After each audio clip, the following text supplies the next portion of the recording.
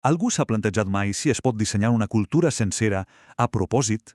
Doncs bé, a principis del segle XX, a Catalunya, un grup d'intel·lectuals i polítics es va proposar fer precisament això. I atenció, que no estem parlant només d'història de l'art. No, això és la crònica d'un projecte gairebé d'enginyeria social, un intent deliberat de donar forma a la identitat de tota una nació. Anem a veure com van intentar construir un país, literalment, des del despatx i la biblioteca.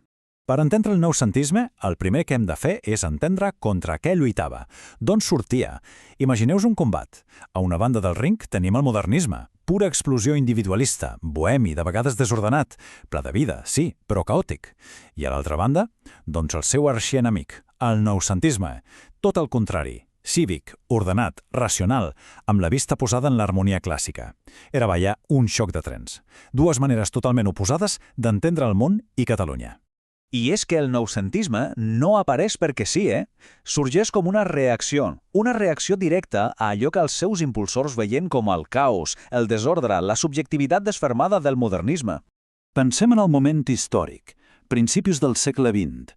Hi ha una voluntat política molt forta de modernitzar Catalunya, de fer-la europea, d'equiparar-la a les grans nacions. I quina eina fan servir per a aquesta missió tan ambiciosa?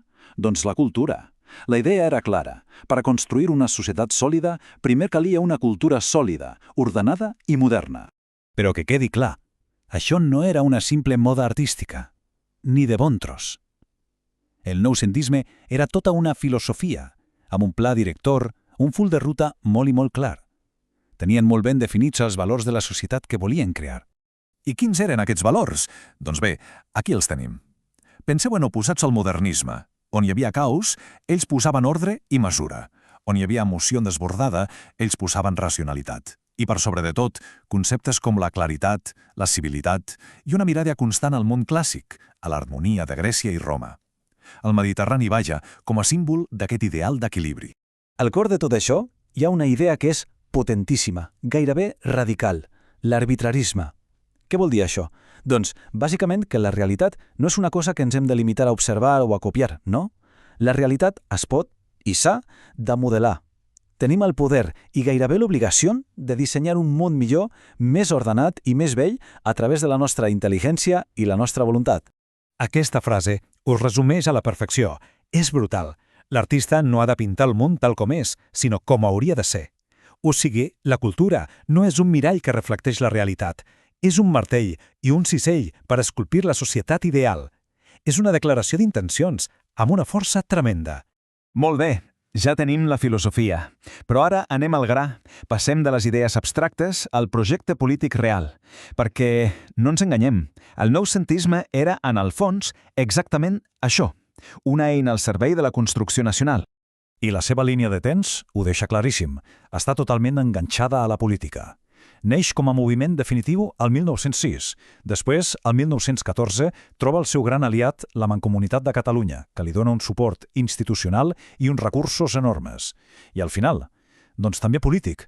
Al 1923, la dictadura de Primo de Rivera li talla les ales de cop. S'ha acabat. I com pensaven fer-ho? Doncs amb un pla molt ben traçat en 3 passos clau. Primer de tot, el més bàsic, estandarditzar la llengua. Crear un català modern, unificat, apte per a tot. Segon, amb aquesta llengua ja polida, crear una alta cultura, literatura, art, pensament del màxim nivell. I tercer, i aquest és el pas decisiu, construir les infraestructures, les institucions, biblioteques, escoles, acadèmies, per fer arribar aquesta nova cultura a tota la societat. I aquí hi ha la gran diferència, el punt clau per entendre-ho tot. Això no va ser una revolta d'artistes bohemis en un cafè. No, el noucentisme va ser un projecte impulsat des de dalt, planificat i finançat per les institucions polítiques i les elites intel·lectuals. Era una estratègia perfectament calculada, no una explosió espontània. És clar, un projecte d'aquesta magnitud necessita arquitectes. I no en va tenir pocs. Anem a conèixer algunes de les figures clau que van estar al capdavant d'aquesta transformació. El primer, el teòric, el gran ideòleg, Eugeni d'Ors. Potser el coneixeu més pel seu pseudònim, Xènius. Ell va ser qui, des de les pàgines dels diaris, cada dia anava definint i escampant les idees clau del moviment. Va ser qui va posar paraules com civilitat o arbitrarisme en boca de tothom. Ell va construir la base intel·lectual de tot.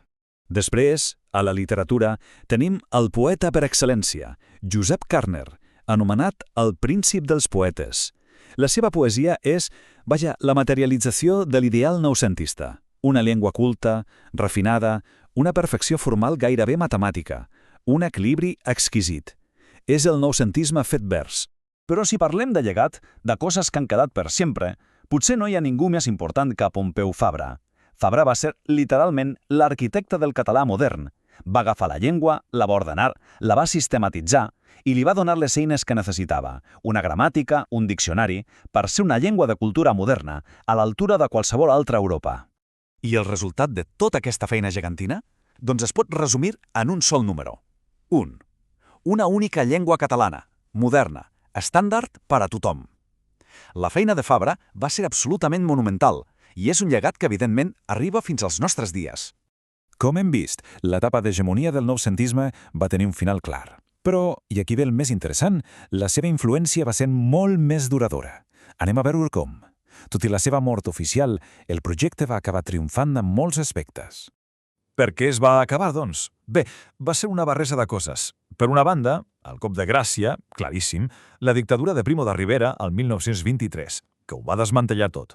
Però també, simplement, el món estava canviant, la societat evolucionava i començaven a sorgir nous moviments, les avantguàrdies, que ja tenien altres coses a dir i trencaven amb aquest ideal d'ordre i classicisme. Però, i aquí està la paradoxa, el moviment mor, però el seu llegat és permanent. Els seus grans èxits van sobreviure. Què ens va deixar? Doncs per començar, un català consolidat com a llengua de cultura moderna. Una xarxa d'institucions, biblioteques, escoles, que encara són la base de la nostra estructura cultural. I també va professionalitzar el paper de l'intel·lectual a la societat. En resum, van construir els fonaments sobre els quals encara avui s'aguanta bona part de la nostra cultura. Al final, si haguéssim de resumir-ho tot en una sola frase, seria aquesta. No era només un moviment artístic. Era una estratègia de país. L'art, la poesia, l'arquitectura eren les eines, sí, però l'objectiu final, l'autèntic objectiu, era molt més gran. Construir una Catalunya moderna, ordenada i europea. I tot això ens porta a una última pregunta. Una pregunta per a la reflexió. El cas del noucentisme demostra que, sí, es pot intentar dissenyar una cultura i fins i tot tenir un èxit espectacular en alguns aspectes clau.